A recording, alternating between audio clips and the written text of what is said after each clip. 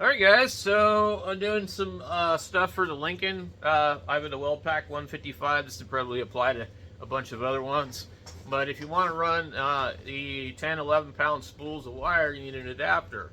And of course I don't have one, and I looked them up and they're like, for some Chinese made one, they're like 17 bucks, so you know the Lincoln one's going to be really ridiculous. So what I came across is I found the files in various formats on Thingiverse and printables, but the problem was one had the thing where you had to set the scale.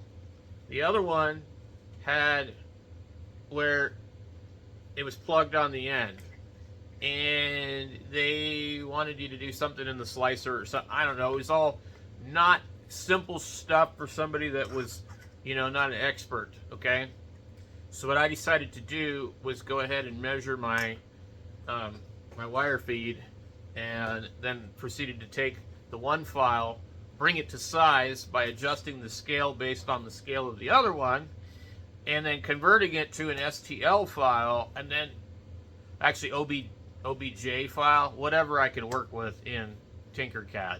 And then I went and modified it in Tinkercad and put a hole through it that was slightly smaller than the main hole. So let me show you what we're talking about here. Let me grab these. So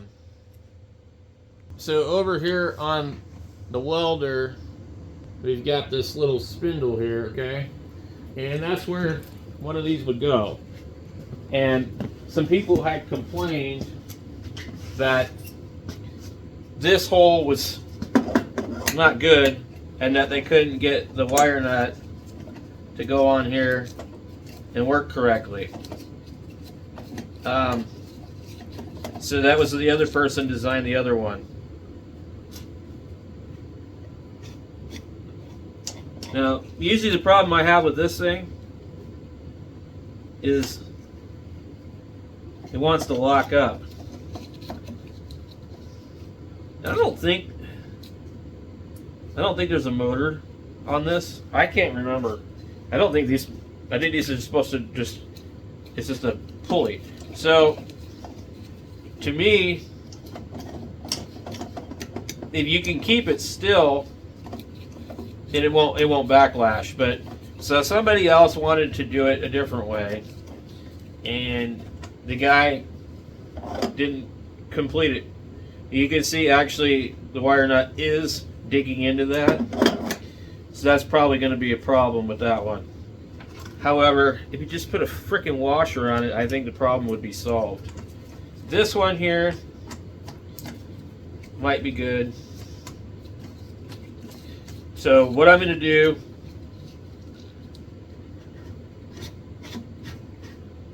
this is going to be pulling your wire this way, and it's not consistent, and it could bind.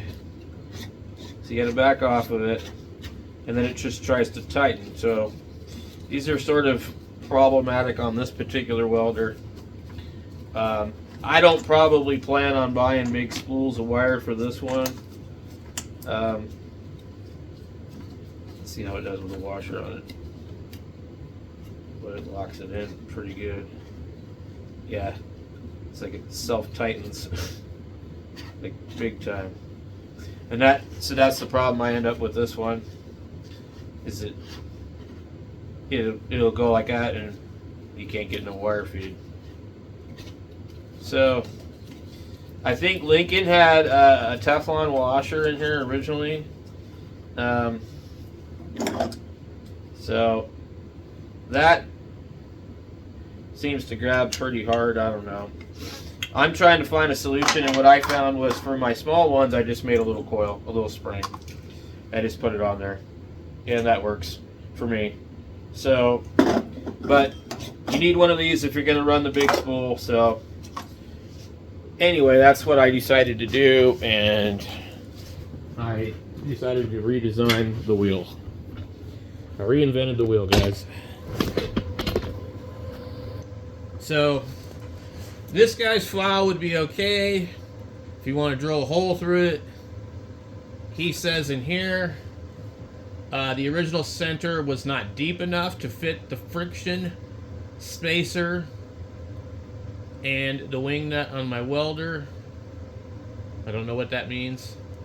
This one has the shelf moved 8 millimeters in via negative space in the slicer. I think it's a complicated way of telling you, hey, you're going to have to move this in 8 millimeters in your slicer somehow. I personally don't know how to do that in the slicer. I'm sure some expert will come in and tell me how to do it. But let's go over here. This is the other one with the hole all the way through. But unfortunately, when you download this file and you open it in your slicer, it's going to look like this. Let me show you. Okay, let me zoom out of here. Let me move this over here. And we're going to open that one. Let's see, I think it's this one. Files. It says hole fix. No, I think that's the other one. So hole fix. Where's it at? You see it? It didn't even... It moved it way off of here. Okay. So this one is plugged. But you can look at this one and you can go to the scale. You get your dimensions: 63 by 4.977, 80 by 6438, 6985. That's the scale size of it. And now this one needs a hole. You don't want to be drilling it. It's really hard to get it looking nice. Okay, so let me pull up the other one. Okay, so it should be this one. 10-pound spool adapter, open. See it right here? I don't know why it's off of the charts, but okay. Let me see if I can. I'm gonna have to delete that, and then I have to move this one probably over here. Ooh, I just screwed with the scale on that. You gotta be really careful when you move these things around. I'm just gonna put it right there for right now. And when we open this other one, it should put itself on the board here. I don't know where it went. Good Lord. Okay, clear the build plate. This is such a pain. See it? Right here. Look. Tiny. You have to rescale this. So, and I've already done that. So it's kind of a pain, but what you do with this is, let me shrink it down, and I'll bring the picture to normal. Select it, go to scale, and if you have uniform scaling checked, you shouldn't have to type in everything. And let me go to my notes here, and the first number is 63.4977. Okay, and I hit enter, it'll bring it to what it should be. Okay, now let's select it, and we'll just leave it like that so we don't accidentally bump the scale. And that one is good to go. Okay, we've now got it to scale. It's the right size. If I open the other one, I can superimpose it on top of it. It'll be perfect. So what we're going to do is we're going to export this. And we're going to export it as, I don't know which STL to use. We got binary and ASCII. And they get OBJ files, which I don't know. I actually have to research that because I'm like, what's the difference? Let's do that together. STR STL binary versus ASCII, and it like came up right away. Binary STI files are smaller and load faster than ASCII files, which are larger and easier to read but can cause longer load times. Both formats serve the same purpose in 3D printing, but compatibility may vary. So let's see what these people say. Exported as which one? It says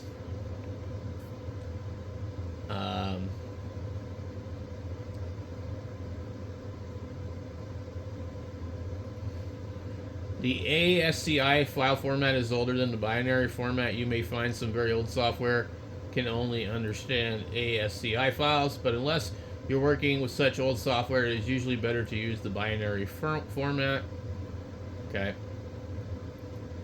All right. Let's see. Let's just see what anybody else says. The only difference between STL is their encoding, meaning that even though both contain the same data, blah blah blah. What's the difference? I don't know. In a nutshell, which one should you really use, though? That's what I want to know.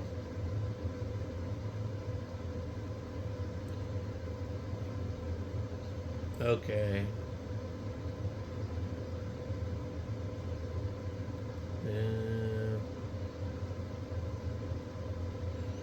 In the software you're using, it supports. If the software which should use, we recommend going with the binary STL as it's newer. Okay, I'm just gonna go with binary. Okay, let's pull that back up. I need to delete this from my taskbar because it keeps confusing me, making me think it's damn Cura. Okay. So we don't want a 3MF file, we want binary STL. And we could also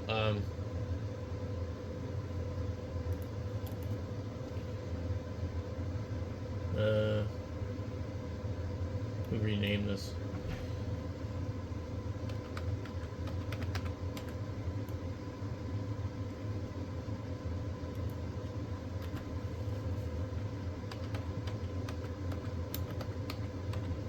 Call it scale fixed. Okay. Save it. Good to go. Okay, we got that one. And now we go into printables. Since I have an account there, it's just called no name, or at least it should be. Model. I don't know what it's a remix from.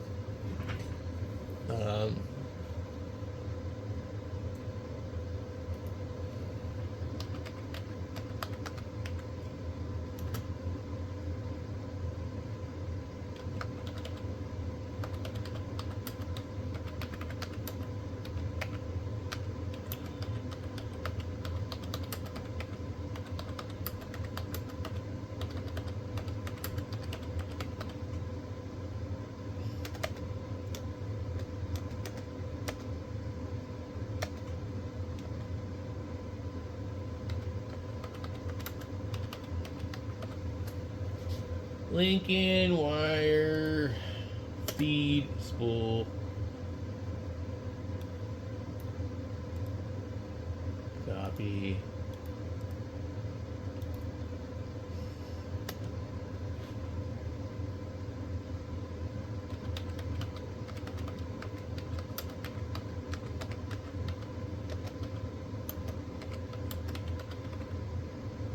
Wrong.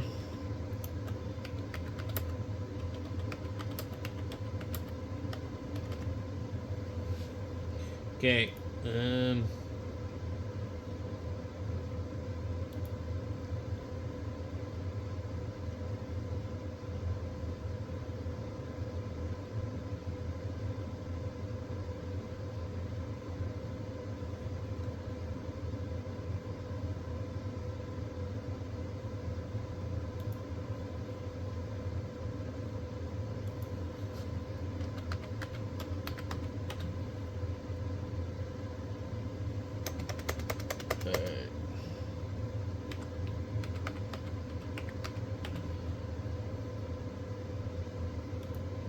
All right, so we're gonna get this all done up. I'll show you in a second when it's done.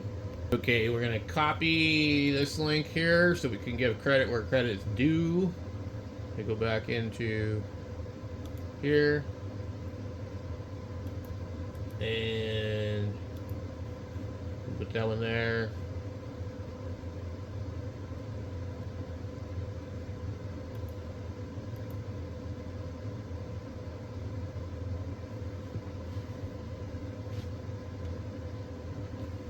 Differences.